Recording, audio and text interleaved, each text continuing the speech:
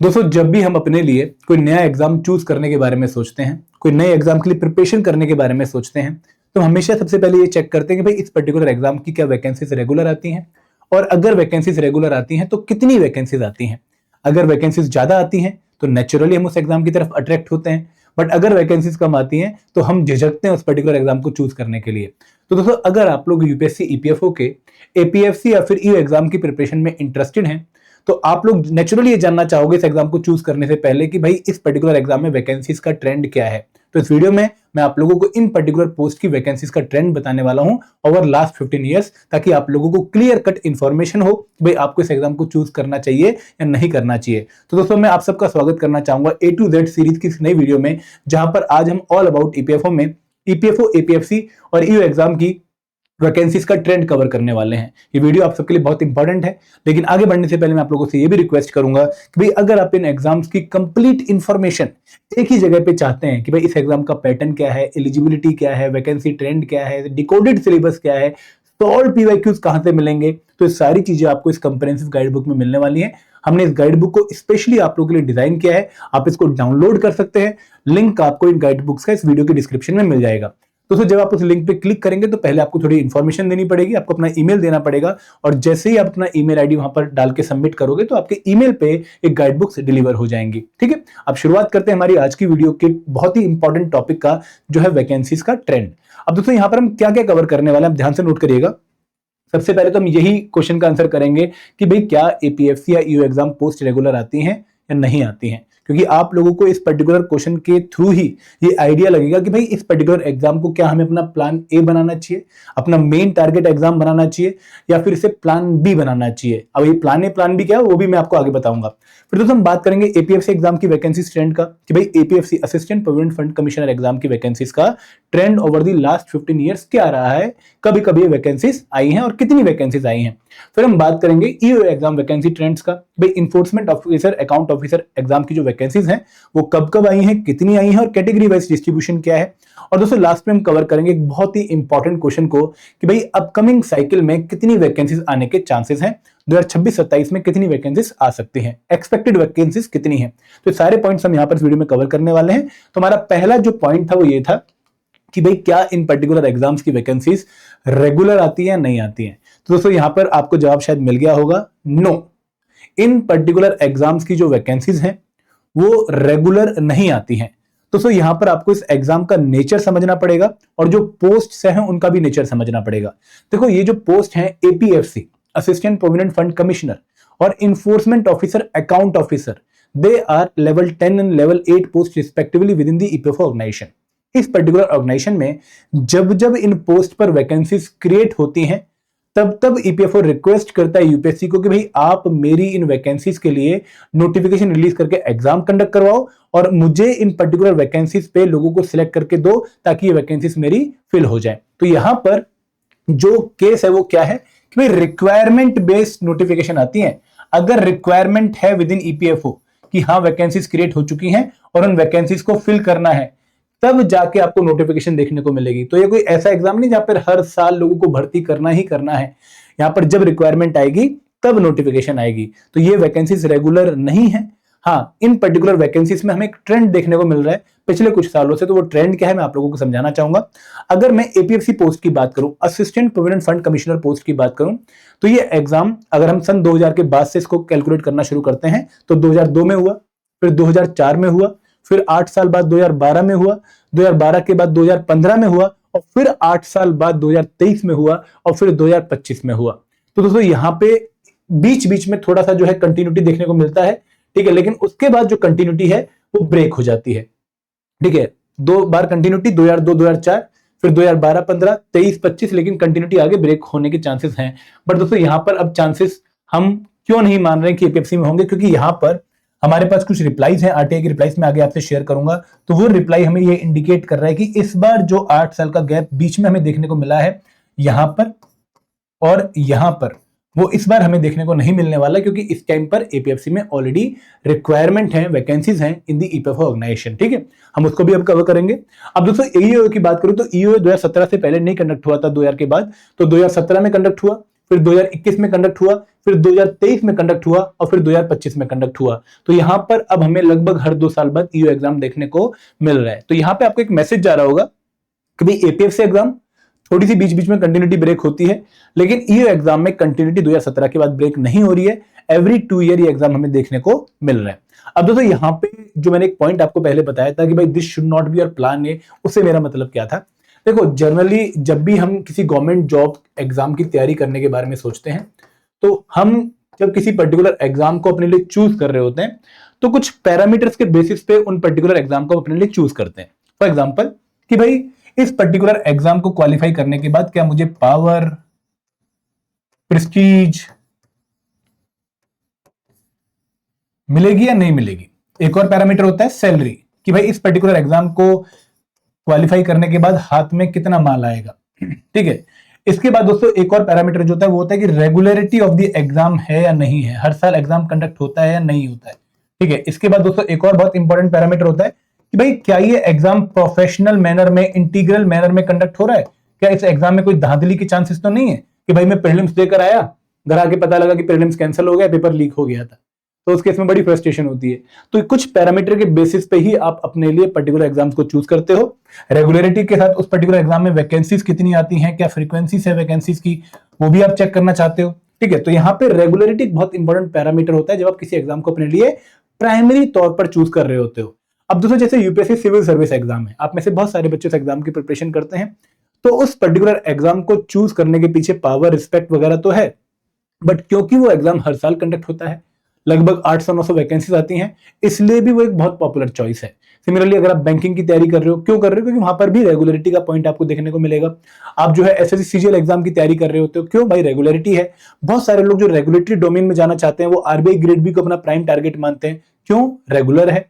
तो यहाँ पे रेगुलरिटी एक बहुत इंपॉर्टेंट पैरामीटर होता है जब आप अपने लिए कोई प्लान ए चूज कर रहे होते हो, अपना मेन टारगेट एग्जाम जब आप चूज कर रहे होते हो। तो यहाँ पर ये आपका मेन टारगेट एग्जाम नहीं होना चाहिए। क्यों नहीं होना चाहिए, देखो despite being a teacher, a mentor for UPSC exam, मैं आपको कह रहा हूं कि भाई आप इसको प्लान ए मत बनाइए। क्यों कह रहा हूं कि भाई क्योंकि ये एग्जाम रेगुलर नहीं आता है, रेगुलर नहीं आता है, इसलिए आप इसको बहुत डेडिकेटेडली प्रिपेयर नहीं कर सकते हैं जब आपके पास इंफॉर्मेशन नहीं है कि भाई अगली बार एग्जाम कब होगा।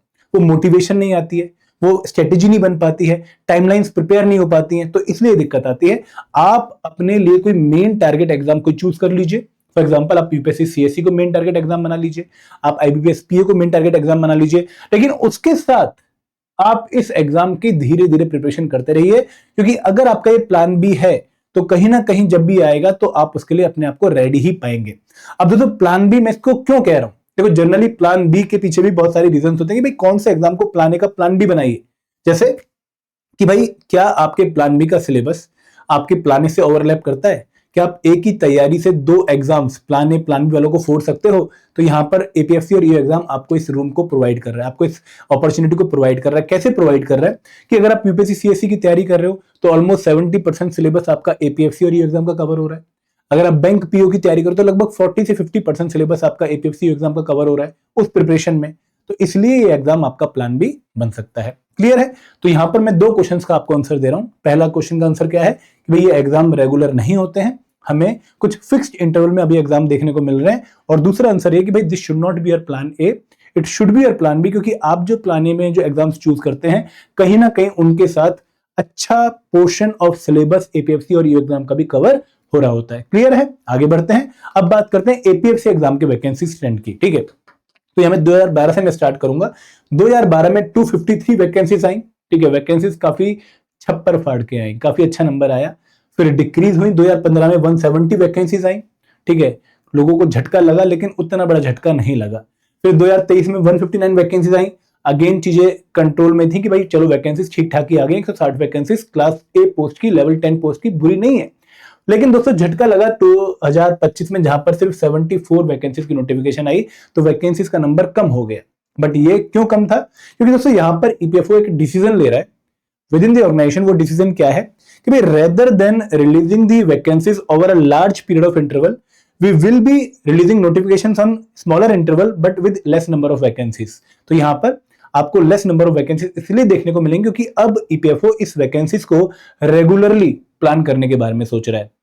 तो यहां पर अगर वो 2023 के बाद 2027 या 29 में वैकेंसीज लॉन्च करता तो शायद वैकेंसीज का नंबर ज्यादा आता, बट क्योंकि इसने बोला कि भाई अब हम छोटे छोटे इंटरवल्स में रिलीज करेंगे नोटिफिकेशन, तो यहाँ पर आपको 74 और 2027 में भी नोटिफिकेशन देखने को मिलेगी, क्योंकि अभी फुल वैकेंसीज जो है फिल नहीं हुई है। तो यहाँ पर 74 वैकेंसीज की नोटिफिकेशन आई, वैकेंसीज का नंबर काफी कम था, बट इसने रिलीव कह दी है कि भाई अब नोटिफिकेशन 2025 के बाद 27 में भी आएगी। ठीक है, अब दोस्तों यहाँ पे इनका फर्दर डिस्ट्रीब्यूशन क्या है, मैं लेटेस्ट वाली की आपको जो है डिस्ट्रीब्यूशन बता देता हूं, बाकियों की आप देख सकते हैं, पीपीटी आपके साथ टेलीग्राम ग्रुप में शेयर हो जाएगी।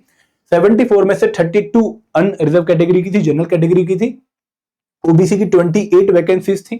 ठीक है, शेड्यूल कास्ट की 7 वैकेंसीज थी, ईडब्ल्यूएस की 07 वैकेंसीज थी, लेकिन दोस्तों शेड्यूल ट्राइब की वैकेंसीज एक भी नहीं आई थी 2025 में। It was shocking for all of us.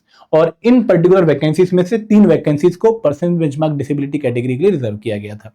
तो this is the vacancy trend for APFC examination. देखो यहाँ पे आप लोगों को क्लियर कट एक इंडिकेशन मिल रहा है कि वैकेंसीज हर साल डिक्रीज होती जा रही है, बट एक पॉजिटिव रीजन जो इन वैकेंसीज डिक्रीज के पीछे आपको देखने को मिल रहा है, खासकर 2023 से लेकर 2025 के बीच में, वो ये है, जो हमें भी मतलब काफी स्टार्टिंग में दुख हुआ था कि वैकेंसीज कम क्यों हो रही है, बट रीजन जब मिला तो अच्छा लगा कि हाँ यार, इस टाइम पर ईपीएफओ ये प्लान कर रहा है कि rather than large number of batches को एक साथ सिलेक्ट करने के, हम छोटे छोटे बैचेस को सिलेक्ट करना शुरू करते हैं। इसका उन्हें एक इंटरनल भी फायदा है। देखो, अगर आप क्या करते हो कि फॉर एग्जांपल आपने 2012 में जो है 15 में एग्जाम कंडक्ट करवा लिया, ठीक है, अब यहाँ पे लोग एपीएफसी बन गए, फिर आपने 2023 में कंडक्ट करवा लिया एग्जाम, यहाँ पे भी लोग एपीएफसी बन गए। ठीक है, तो अगर आप एक बार में ज्यादा नंबर जो है सिलेक्ट कर रहे हो तो ये प्रमोट हो नहीं पाते, क्योंकि आगे इतने एवेन्यूज नहीं है और नया बैच आ जाता है। तो उस केस में अगर आप छोटे छोटे चंक्स को रखोगे तो वो प्रमोट होकर आगे बढ़ते रहेंगे और पीछे वाला बैच भी आता रहेगा, जो एक पॉजिटिव सप्लाई चेन बन जाएगी यहाँ पर। ठीक है, हायर पोजीशंस के लिए। तो दिस इज द रीजन कि यहाँ पर वैकेंसीज क्यों डिक्रीज हुई हैं। अगर हम ईओ एग्जाम की बात करें तो यहाँ पर भी आपको ऑलमोस्ट सिमिलर ट्रेंड देखने को मिलेगा। यहाँ पे देखो, ईओ वैकेंसीज में आपको एक और जो है मैं लॉजिक देना चाहूंगा वैकेंसीज एक्सप्लेन करने से पहले। देखो, EPFO as an organisation expand कर रही है, ठीक है, जहां पर अभी उनके 128 सेंटर्स हैं अक्रॉस इंडिया, ये इनको फर्दर जो है इनहांस करने की कोशिश कर रही है, और प्लस कैडर रिस्ट्रक्चरिंग कर रही है, जहां पर इनके ऊपर जो लोड बढ़ता जा रहा है ना काम का, उसके रिगार्डिंग ये मैन पावर्स को भी इंक्रीज करने की प्लानिंग कर रही है। तो EO is one such post जहां पर अगर ईपीएफओ का लोड बढ़ रहा है तो इन वैकेंसीज में हमें डायरेक्ट जो है रिलेशन देखने को मिलेगा इन टर्म्स ऑफ इंक्रीमेंट। अगर लोड बढ़ेगा तो ईओ बढ़ेंगे, क्योंकि EO is the main plank जो काम बहुत सारे फील्ड लेवल पे या फिर ऑफिस लेवल पे संभालते हैं। तो यहाँ पर इसलिए इनकी वैकेंसीज आपको फालतू या ज्यादा देखने को मिलेंगी कंपेयर टू एपीएफसी पोस्ट। फालतू नहीं बोलूंगा, ज्यादा बोलूंगा, ठीक है। तो यहाँ पर 2017 में 257 वैकेंसीज आई थी, 2021 और 23 में तो भाई मजे ही आ गए थे, 421 और 418 वैकेंसीज। अब इन्होंने फर्दर रिड्यूस क्यों किया, क्योंकि भाई बहुत बड़े बड़े बैचेस आ गए हैं और ईओ से जल्दी एपीएफसी प्रमोशन नहीं मिलती है, तो इन्होंने अब नंबर ऑफ जो स्टूडेंट्स जो इंक्लूड किए 2025 की नोटिफिकेशन में वो सिर्फ 156 इंक्लूड किए।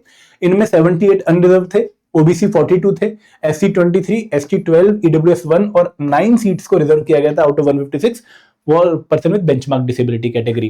तो यहाँ पर भी कुछ ना कुछ लॉजिक्स जो है वो सिमिलर है एपीएफसी वाले, लेकिन वैकेंसीज का नंबर इसलिए रिड्यूस किया है because they are planning to release the notification on smaller intervals. ठीक है, क्लियर है यहाँ पर। अब दोस्तों आगे बढ़ते हैं, अब बात करते हैं कि भाई एक्सपेक्टेड नोटिफिकेशन का सिनेरियो क्या है। देखो, मैंने एक सेपरेट वीडियो में आपके साथ पूरा डिटेल में बताया था कि मैंने एक आरटीआई शेयर किया था with EPFO for the upcoming exam notification, जहां पर मैंने उनसे पूछा कि भाई क्या सिचुएशन है आपकी टोटल वर्किंग स्ट्रेंथ कितनी है ईपीएफसी पोस्ट पे और कितने लोग इस टाइम पर काम कर रहे हैं, वर्किंग स्ट्रेंथ क्या है। सिमिलरली मैंने ईओ पोस्ट के रिगार्डिंग उनकी टोटल स्ट्रेंथ पूछी और वर्किंग स्ट्रेंथ पूछी, और फिर मैंने उनसे पूछा कि भाई नोटिफिकेशन का सिनेरियो क्या है, क्या आप इस पे काम कर रहे हैं। तो उन्होंने मुझे 2 नंबर दिए। पहला नंबर जो दिया वो रिगार्डिंग ईपीएफसी पोस्ट था कि भाई total 455 is the sanctioned strength on the post of APFC. इनमें से अभी इस टाइम पर 278 लोग काम कर रहे हैं, तो लगभग 177 लोग जो है कम है for the post of APFC जितने की होने चाहिए उनसे। अब दोस्तों यहाँ पे ना आपको एक बात और समझनी है कि इन पर्टिकुलर पोस्ट पर, एपीएफसी पोस्ट पर और ईओ पोस्ट पर 2 तरीके से रिक्रूटमेंट होती है, 2 तरीके से वैकेंसीज फिल की जाती हैं। एक है डायरेक्ट रिक्रूटमेंट वाला रूट और एक है डायरेक्ट प्रमोशन वाला रूट। डायरेक्ट रिक्रूटमेंट वाला रूट ये है कि भाई आप यूपीएससी को रिक्वेस्ट भेजते हैं कि भाई आप हमारे लिए वैकेंसीज को जो है प्लान करिए, लोगों को सिलेक्ट करिए, एग्जाम कंडक्ट करवाइए। और डीपी रूट है कि जो ईओ नीचे हैं उनमें से ही जो लोग एलिजिबल हैं उनको प्रमोट करके डीपी के थ्रू एपीएफसी बना देना। तो यहां पर अगर वैकेंसीज का नंबर 177 है, आप 74 वैकेंसीज को माइनस कर दीजिए फॉर द ईयर 2025, तो 103 बची। तो इनमें से 50-50 का रेशियो रहेगा, ठीक है। 50% लोग डीपी, 50% लोग डीआर के थ्रू जनरली फिल होते हैं। तो अभी इस टाइम पर 51 के आसपास वैकेंसीज हैं for the post of APFC, जिनके लिए एग्जाम कंडक्ट हो सकता है। तो अब जो आपको नोटिफिकेशन देखने को मिलेगी for the upcoming cycle of 2026-27, उसमें आपको 50+ वैकेंसीज एपीएफसी की मिनिमम देखने को मिलेंगी ही मिलेंगी, ठीक है।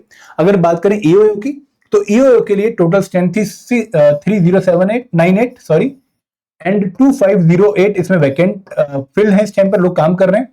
तो 590 वैकेंसीज जो है इस टाइम पर है on the post of EOU. अगर हम पिछली वैकेंसीज को माइनस कर दें 156, तो स्टिल 434 सीट्स वैकेंट हैं। तो यहां पर भी अगर डीपी डीआर रूट लगाएं तो लगभग 217 पोस्ट अभी भी खाली हैं जो डीआर रूट से फिल करी जा सकती हैं। तो यहां पर एपीएफसी की 50+ और ईओयू की 200+ वैकेंसीज आने के चांसेस हैं for the upcoming exam cycle. Number काफी अच्छा है।